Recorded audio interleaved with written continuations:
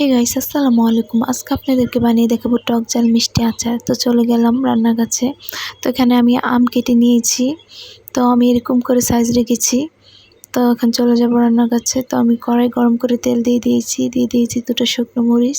তো এখানে কেটে রাখা আমগুলো এখন আমি দিয়ে দিব তেলের মধ্যে, দিয়ে তেলে ভালোভাবে একটু নাড়াচাড়া করে নেব।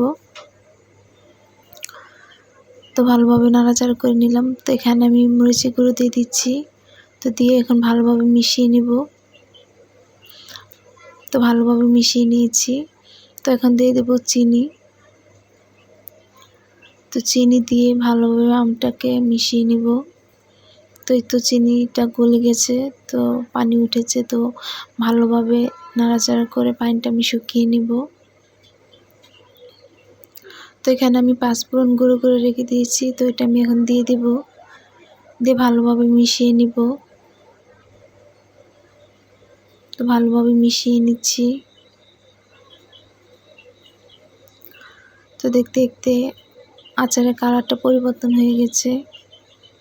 তো আমি আরেকটু ভালোভাবে আচারটা জাল দিয়ে নিব। তো এই তো আমার আচার তৈরি হয়ে গেছে। তো এখন আমি নামিয়ে নিব।